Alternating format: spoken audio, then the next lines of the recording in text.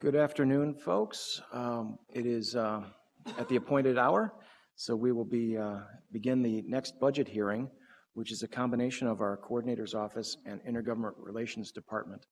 And I believe our first presenter will be Gene Ranieri with the IGR Department.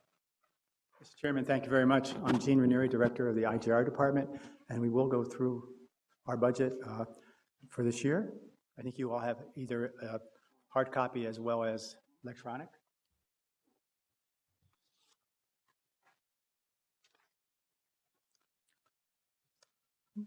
Mr. Chair and members of the committee, our department is part of the City Coordinator's Office.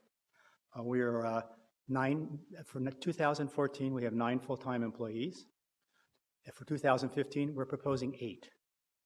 We have now 5 programs we're proposing for 2015 4. What we're proposing is that one FTE who is responsible for special programs and special projects be transferred to the City Coordinator's Office. So those resources would go to the City Coordinator's Office. There would be a reduction in our budget, but overall it would still be the same.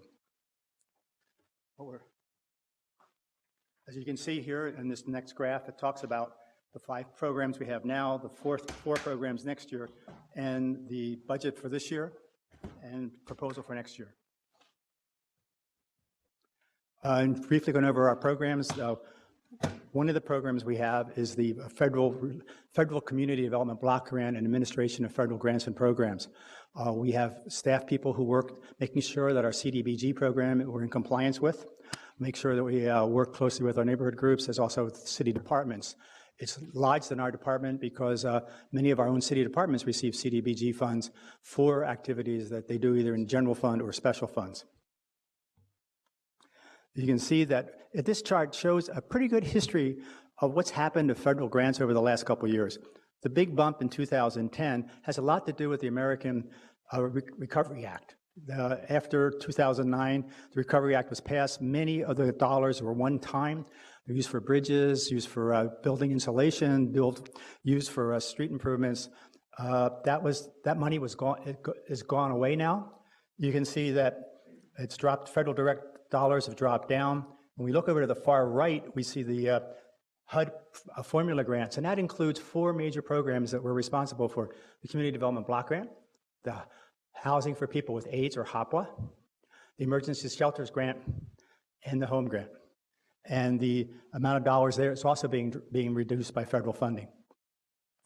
On to the right is a factor that the HUD uses to measure our performance, and we are timely in terms of getting our grants and our dollars out. And then here are how we relate to the city's goals for that program. The next one is federal government relations.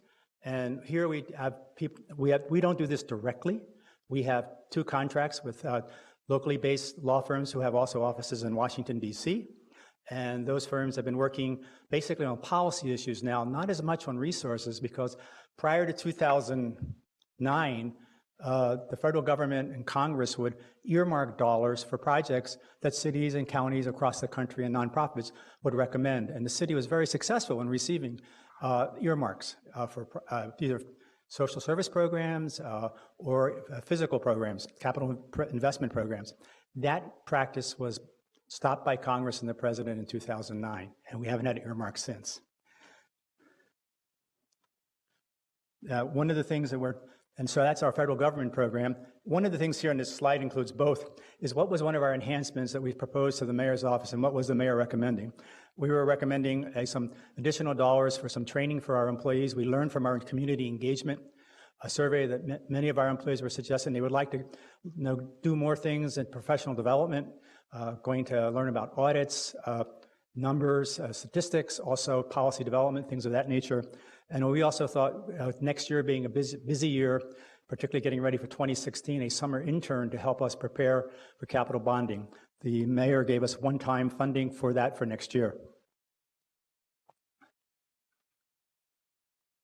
In state government relations, this is a major component of what we do. We have 3 full-time lobbyists at the Capitol. We spend an awful lot of time working on policy issues. As Councilmember Glidden knows, we have our IGR committee getting ready to put together our state legislative program. We do lots of policy issues. We also carry our own legislation, and we also work in capital bonding. We are a big key next year, of course, will be state aids, state funding, because it is a budget year. And this graph shows some of the things we've done and some of the progress we've done in achieving some of our policies. And also, on the right-hand side is some of the local aid programs that we have been able to get accomplished. In 2013, we were at the table with many other organizations and legislators in fashioning the local government aid program, which brought additional dollars to our city. And here's links to the city goals. And then a new program that we just started this year, and we had the ability to hire a person, and Lauren Olson is doing this, is regional relations and partnerships, and that's working very closely with the Met Council. This is a very timely year because this is the year that the Metropolitan Council is putting together their policy plans, transportation, housing, water. She's been our lead person there and working very closely with the IGR committee and other policy committees here at the city to make sure the city's views are part of the regional perspective.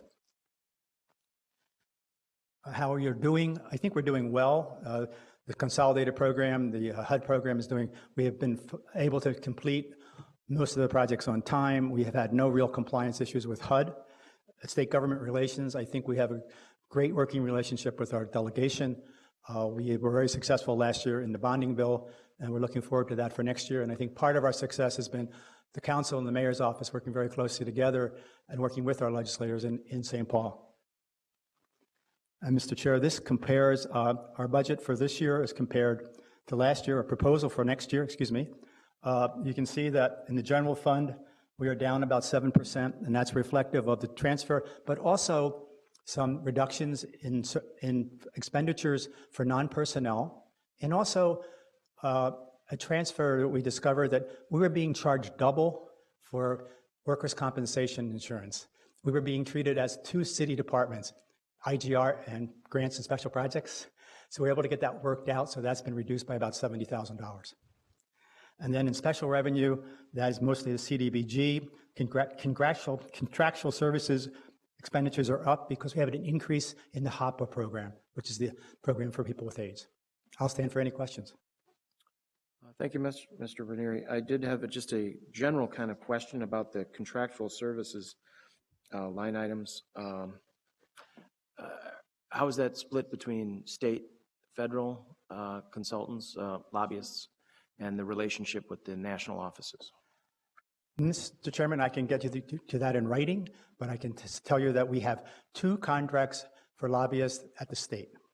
One is with Frederickson and Byron for about $42,000. That was the last year's amount. And another one with Franzen and Associates, Franzen and Moore, and that's for about $25,000. The other contracts, there's a $200,000 contract, $200,000 total in federal contracts, $120,000 to Faegre BD, and another $100,000, including $50,000 for the aviation, $50,000 for lobbying to Lockridge Grindle. That contractual services, I think, also maybe include memberships, and I can get those numbers to you too. Very good. Other contractual services we have may be internal, and I'll get those numbers to you. Yeah, I just noticed It's up a little bit. A modest increase, and I wondered if that was coming from our actual lobbyist contracts or if it's coming from other areas. I'd be interested to know, but don't want to dwell. It seems very appropriate. We're getting great value for those services. And Mr. Chairman, I think most of those, maybe from other services. Good. Thank you. One key that's really growing is memberships. Membership dues is increasing, particularly some of our state organizations that we belong to. Yeah. Are there any other questions or comments from Mr. Ranieri? Not seeing any. As always, thank you very much, Mr. Ranieri. Mr. Chairman, thank you very much. Thank you, members of the committee. Mr. Strobel will be offering the presentation, I believe, for the coordinator's office, although we certainly want to acknowledge Spencer Cronk, our city coordinator, is in the audience. But 44 days on the job.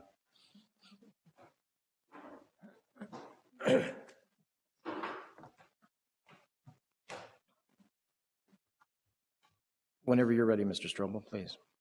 Chair Quincy, members of the committee, my name is Jay Strobel. I'm the Deputy City Coordinator here at the City of Minneapolis. For this budget presentation, we'll be referring to budget book pages F31 through F48. While the city coordinator has responsibilities for the enterprise broadly and for all of the assistant city coordinator departments, this presentation and this budget will be speaking relative to the city coordinator's office itself. We're a small office of 11 FTEs and a few interns. The office is broken down into 4 different program areas. The first program area is strategic advising and administration, where there's 4 FTEs, which includes myself, the city coordinator, and 2 administration folks. In addition to that, we have a program area with 1 FTE, the Arts, Culture, and Creative Economy program. The Results Management program has 3 FTEs, and then the Sustainability program has 3 FTEs. In addition to those 4 programs, the other program I'm going to be speaking about will be a new proposed program around equitable outcomes. So in the pages that follows, I'm going to go into a little bit more detail in terms of all those 5 programs. Starting out with strategic advising administration, this program provides strategic management advice to the enterprise. We work very closely with the departments, the council, and the mayor in providing policy guidance as needed, provide direct oversight to all the assistant city coordinator departments, and then in addition, provide management of the enterprise programs in our office, the other programs I previously mentioned. And again, there's 4 FTEs within this program area. In terms of enhancements for this program area, as Mr. Ranieri just spoke to, there is proposed to be 1 FTE transferred. That position is currently filled. That position currently does a lot of project coordination work, and inevitably the city coordinator's office is involved in quite a bit of that work, and so naturally we're working with IGR in our office to sort of move this position over where most of the projects get routed through anyway. The second enhancement is in partnership with the Downtown Council, $400,000 for the support of downtown events throughout the calendar year. And then the third enhancement is around Everybody In, the city's contribution to the regional efforts to address racial employment disparities. In terms of a bit of measurement relative to this program area, looking broadly at the residents' perception of city services and government over the last 8-9 years, while significant opportunities to improve still exist, as you can see by the 2 charts here, significant progress has been made. And then in the chart on the left, 97% of residents in the most recent survey either identified very satisfied or very satisfied relative to city services. In addition to that, this program area also, if you look at our management services survey, which is an internal survey that we do measuring departments' perception of the city coordinator department and program services that we provide, overall, we're doing a very good job when you look across assistant city coordinator departments and the specific program areas coming from our office. In terms of links to the goals and values, clearly, while this program touches a city that works goal in a very direct way and all the values in direct ways, we clearly have an impact in all the city goal areas. The new program area I want to talk about next is the Equitable Outcomes Program. In coordination with our internal and external partners, the Equitable Outcomes Program would be focused on the elimination of racial disparities for Minneapolis residents, continuing to work on the prosperity of all Minneapolis neighborhoods, and then evaluating and working to ensure the equitable city systems and services are delivered in an equitable manner. There's 3 core efforts that this program would be heavily involved in. The first one would be our current internally focused efforts around racial equity issues, which is largely known as our equitable solutions efforts. The second one would be around the development and the implementation of the Racial Equity Action Plan. And then the third effort would be around community turnaround strategies for those Minneapolis neighborhoods most challenged. The first of which is our current focus on North Minneapolis as part of the city's Promise Zone work. At this point, 2 FTEs are proposed for this program. In terms of some of the justifications, these are just a couple of the unfortunate trends that exist in our community in terms of highlighting the significant need for the work of this new program area. Clearly, this program would have an impact on all the goals and values to some extent, most specifically focusing on our living well and our One Minneapolis goals. Moving on to the Arts, Culture, and Creative Economy program area. This program area seeks to leverage the creative sector towards strengthening our social and economic growth in the city. Some of the key projects that you all are likely familiar with is the Creative City Challenge, the Creative City Making effort, and then the Creative Index. There's one FTE that supports this program. In terms of enhancements for this program, in the last year, the city, along with our partner Intermedia Arts, received a $1 million 3-year grant around creative city making. This first enhancement here, the $75,000, is relative to the city's matching contributions towards that effort. The second enhancement should be titled Creative City Roadmap. Essentially, this is to finalize the work on developing a 10-year plan of action around the arts, culture, and creative economy area. And that's what those dollars would be committed to. And then thirdly, the Creative Index report, which we produced last year, which I've got a copy of here, these resources would go towards updating that report and getting that out next year. In terms of some of the justification or performance of this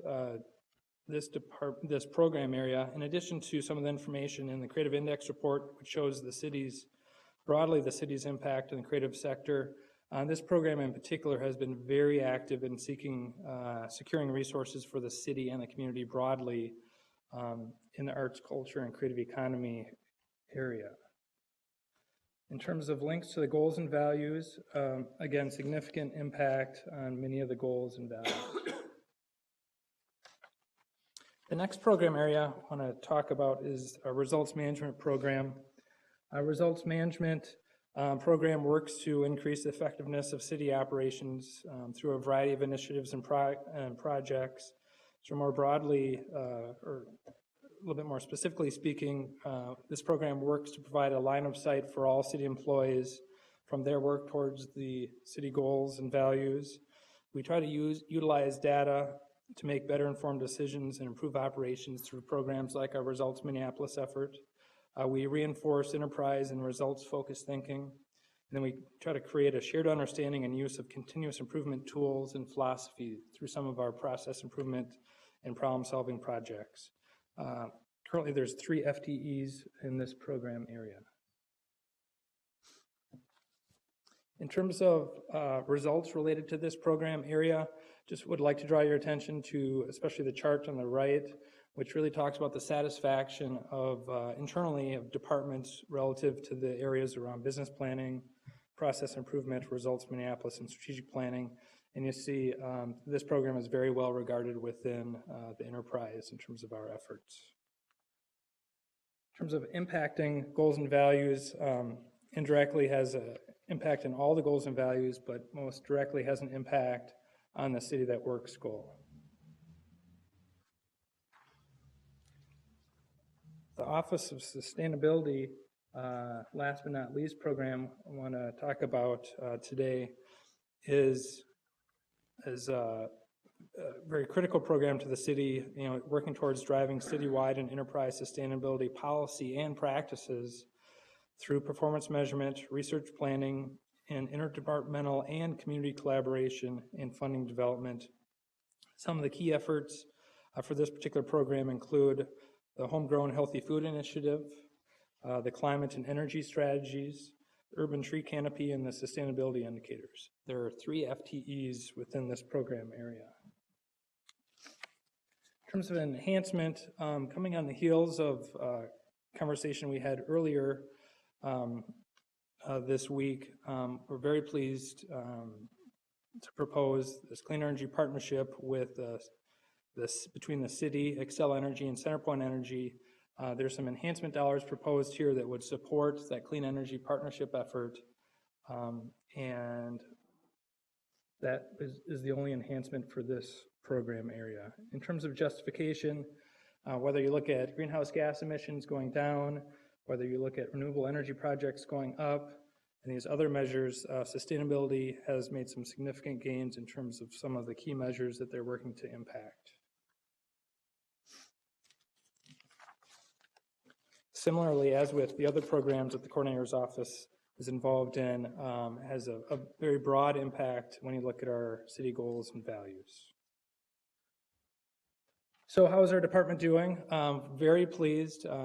City Coordinator Kronk is on board. I think it's only been 6 weeks. So we're, those of us in the office, we're very excited that City Coordinator Kronk is on board. I'm excited about new leadership he's going to bring to the office, the Coordinator's Department broadly, and the enterprise and the community. In terms of the other elements of how we're doing, the program areas have been very busy in 2014, and 2015 is shaping up to be much the same. We're very pleased that earlier this year, with the help of the department, the council, and the mayor's office, and the mayor developed the new city vision, values, and goals. Also, I should note, with the help of the community as well. As mentioned earlier, the Arts, Culture, and Creative Economy program area has been and is in the middle of the development of the Creative City Roadmap. Just worked to the completion of the franchise and clean energy partnership agreements, and then a lot of effort is going into the racial equity and the Promise Zone efforts.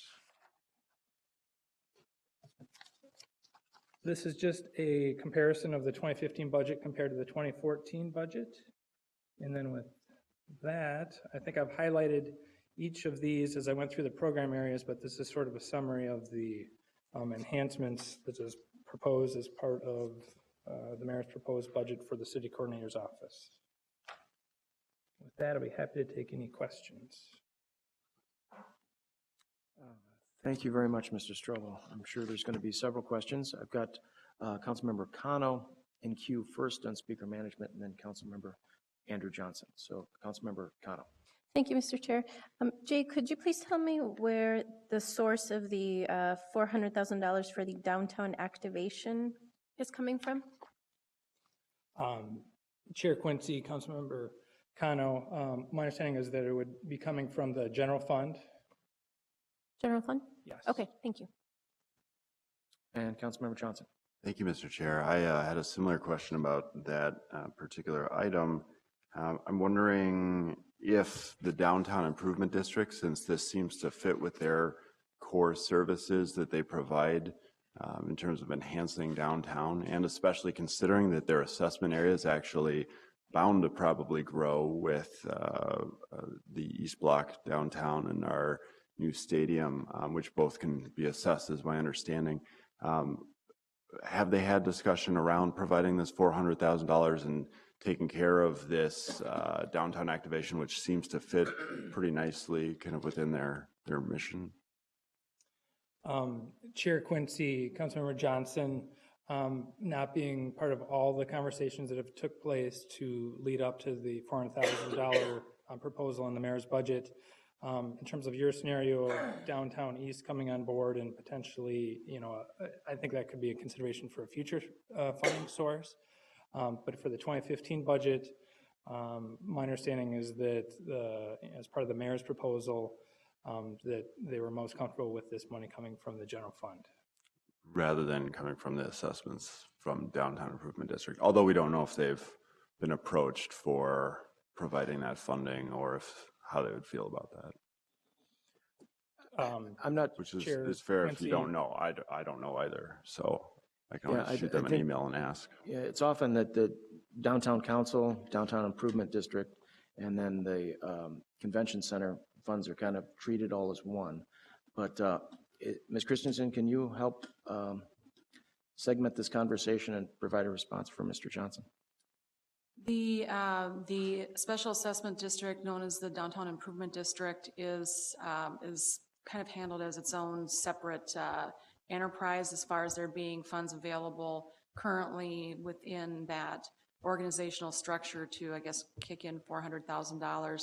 The structure of that organization is such that they do have a designated assessment area. They do have a budget based upon a certain amount of various maintenance needs, and they go through a pretty rigorous approval process with the participants in the assessment district. So while a future conversation regarding the possibility of doing something like this isn't precluded at this point, it isn't contemplated and would require a lot more work on the part of downtown council and the downtown improvement district than we can probably accomplish here.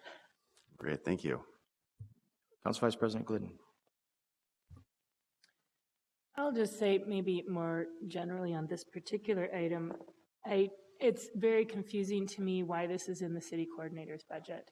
And I realize that this is probably something that may not have been your request, or sometimes this is how this happens. This is not particular to this administration. This happens all the time where there are certain goals or whatever, and sometimes they get placed in certain departments. But in my opinion, it is CPED that is experienced in facilitating contracts or doing competitive processes around various economic supportive activities, which is what I would characterize this as. Whether you call it activation or whatever, I mean, the whole intent is to bring people downtown and have a positive activity downtown that is year-round. And so I'm confused about it being in the coordinator's budget. I don't know if you have a comment on that or not, and that's fine if you don't, but there may be some reason why this makes sense. Chair Quincy, Vice President Glidden, the exact placement of where the dollars reside, I won't speak to that. I'll just say broadly, the coordinator's office is heavily involved with working with partners, inside the operations and outside the city government, and downtown council is one of those key partners in terms of coordination around efforts.